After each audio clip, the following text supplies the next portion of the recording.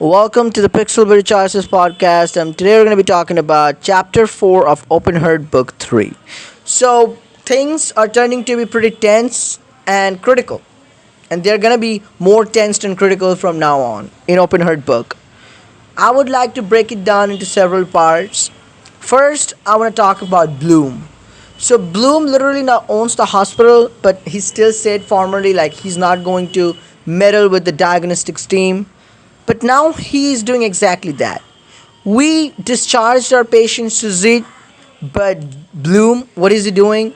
He's readmitting her, and he wants the diagnostics team to focus on Suzette, run some tests, put her in a trial. Literally, why is he doing that? We get the answer later in the book if we play some diamond scenes and with some additional information from Ethan. Remember how in the book to Eden Brook was going down. It was it was going to be closed. It was closed, to be honest, frankly. But Bloom's wife has this disease. They came here to seek some solution. We didn't have any solution for that. No cure is available at the moment for their disease. Bloom can't touch Bloom's wife, and Bloom wants to do that. He told us like he can go to any extent to cure his wife and himself, to cure them. He can literally go to any extent, and this is just a start.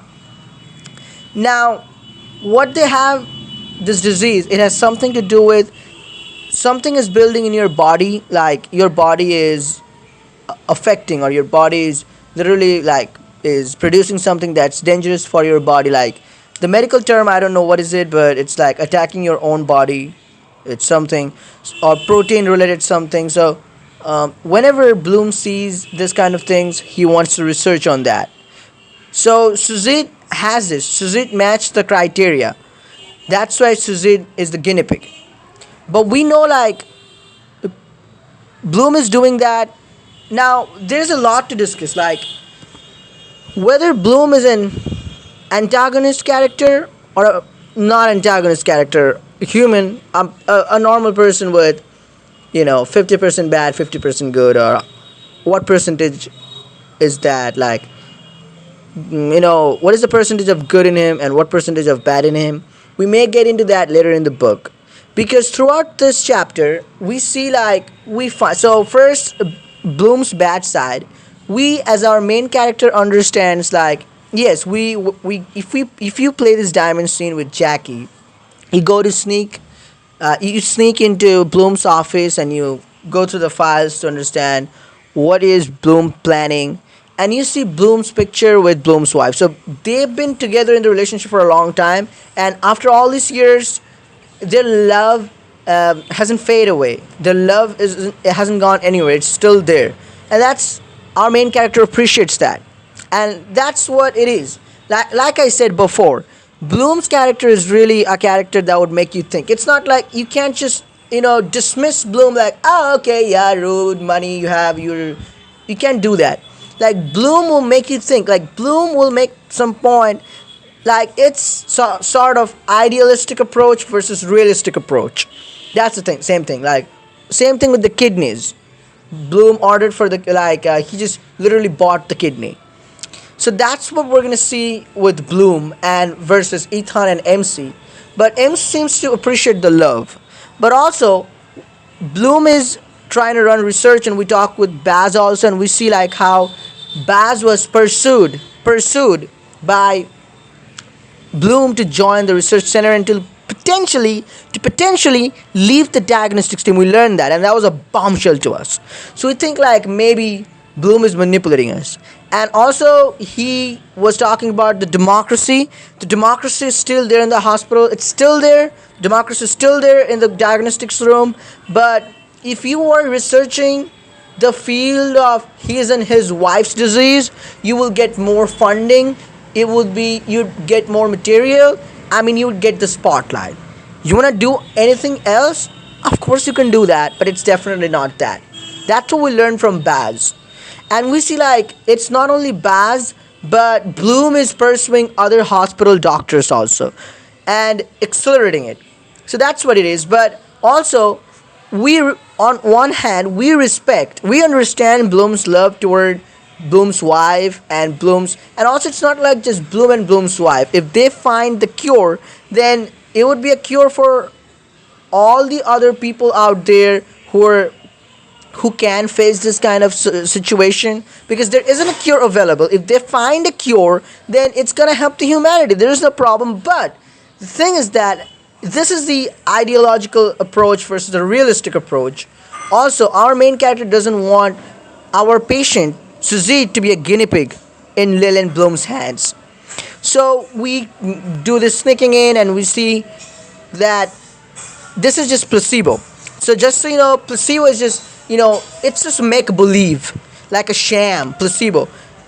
If you are given a pill, just a sugar pill, and you take it and you say like, if you are like, you get convinced it's gonna cure you, but it doesn't contain anything, because you just trick your mind into thinking like it's gonna cure you. So it's just saying like, it's not, I'm not giving you any medicine. You're not on any medication. No medication, nothing, no cure. You're just curing, your brain is tricking yourself into thinking that. So that's another topic to discuss. So that's what was going to happen with Suzette, the placebo list. Now, we see this, and Ethan also knows that. So also there's another diamond scene with Ethan and MC together. They would tell Suzette this, like, it's gonna destroy Suzette's career. I mean, whole life. Like, it's nothing. Suzette is not gonna get anything out of this. If she was gonna die after 10 years, maybe because of this she will die after 5 years. Like, the possibility of something happening is zero, and the possibility of nothing happening is 100%. So that's why we talk Suzette out this, and Suzette thanks us. So that was thing. So again, on one hand, so again the rage for Bloom, it grows, but again on the other hand we think like the love that Bloom has for Bloom's wife, and also on other hand, while Bloom is not doing these stuff the right way, like, of course you find cure, of course you care about your wife, you care about everything, but that doesn't justify you to kill others or to manipulate others, because you're just putting someone on placebo and then you're trying to, it's literally ending their life. Of course it can benefit your treatment, but I mean your experiment, but it just isn't worth it. And 100% failure you have. Of course Bloom is this big ambitious guy, zero sum equation, you believe in, of course, everything, but still our main character is sorting through that. And then on the other hand, as Bloom's bright side, we go meet with Alicia and Baz, Zaid, the other twin. So, and we see like this mice there, and a little mouse we meet, and the research center there on animals, and the gene reproduction and stuff like that is going on there. We thought maybe the animals are treated badly, but we see like they're treated really well. So Bloom is really taking care of the animals, and maybe those animals who wouldn't have gotten any home or anything, they're getting the good care there. So that's something really special, we would say. And the gene therapy, or whatever they're doing there, they're doing, and they're really happy. Alicia's happy, like we have never seen him this much happy, like in ever. So this is the thing, like a pure balance I'm talking about. MC is sorting through this so far.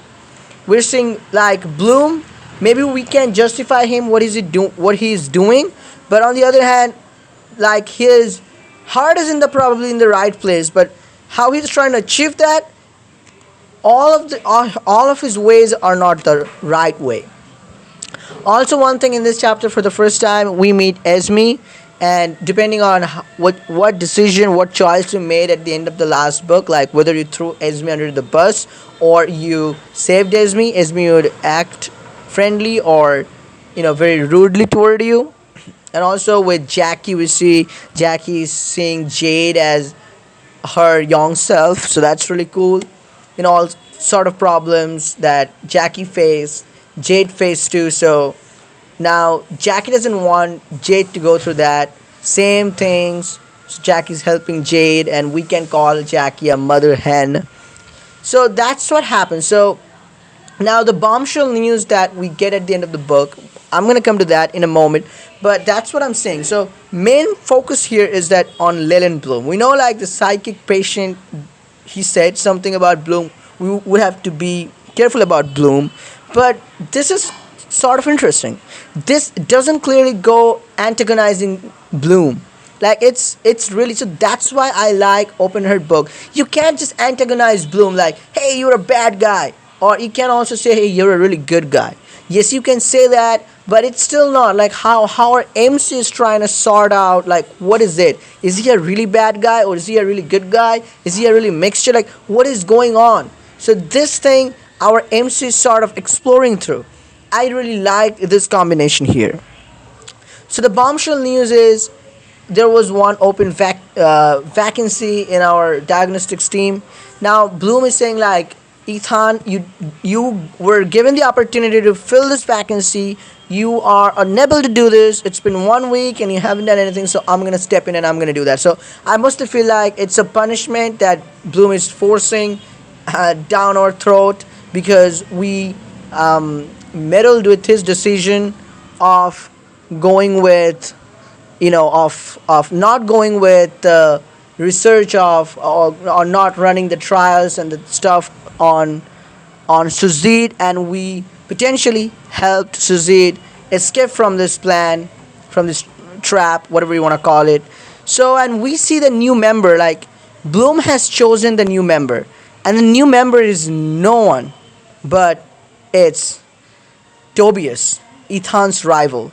Now, in the blog post, they did mention get ready to meet your old rival doctor. So they made Tobias by an old rival doctor.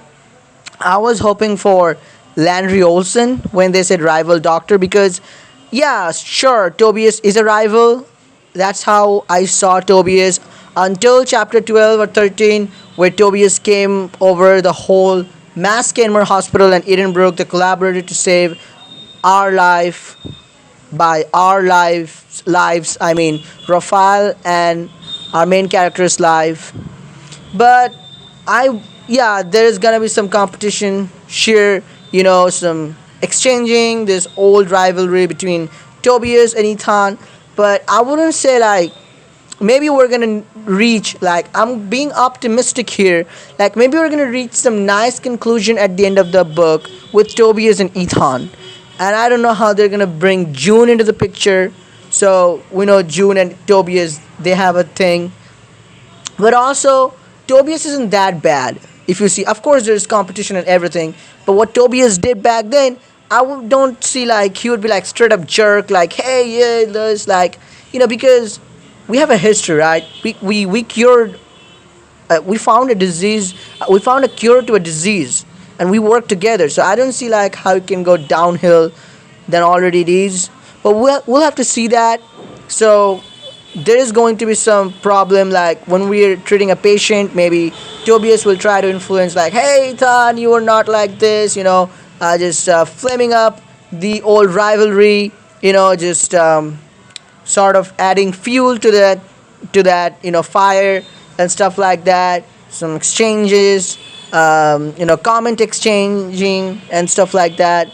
Those exchange are gonna happen. But also in the wake of Tobias, is there like potentially Pixelberry there flaming the fans of Ethan and Harper, their old relationship? So is it gonna be affected in some way? What's gonna happen in the wake of this? I am not sure, but let's see. But I'm optimistic about Tobias.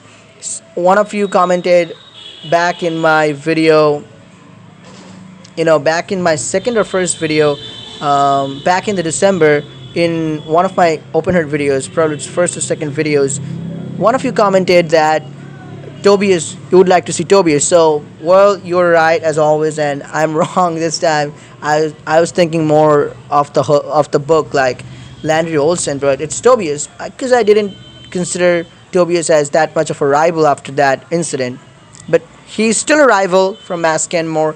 So let's see what happens in the next chapter, guys. Let me know how did you like about the chapter. How did you like the chapter, and what did you like about the chapter? And I don't remember off the top of my head anything happening other than these significant things. And yes, Yes, one thing, like you get two dimensions with Ethan and Jackie, so more or less same, but with Jackie, so you didn't get the option to romance with Jackie, but you get the option to romance with Ethan. So well, that's anyway, but it was a good chapter overall. Great chapter, I would say. Great chapter. So let's see what happens, and let's wait for Aurora also. Whoever is waiting out there, thank you guys for listening in. If you liked the video genuinely from the bottom of your heart, then like the video. If and only if you've liked the video from the bottom of your heart, and then comment in the comment section below, and let's discuss in the comment section. And I have a Telegram channel called Pixelberry Choices Podcast. I'm linking it in the description below. Join the channel if you have Telegram, and we can discuss there. You can post something, your opinions, and some audio message. You can leave a question, and we would make sure to talk. I can discuss in my videos your theories or your questions. So that's all. That's for it today, guys. Thank you for listening in, and I hope you guys enjoying your weekend. I can't wait for the next chapters of Open Heart and Foreign Affairs. See you in the next video. Bye, guys. Pixel Recharges Podcast signing off. Bye.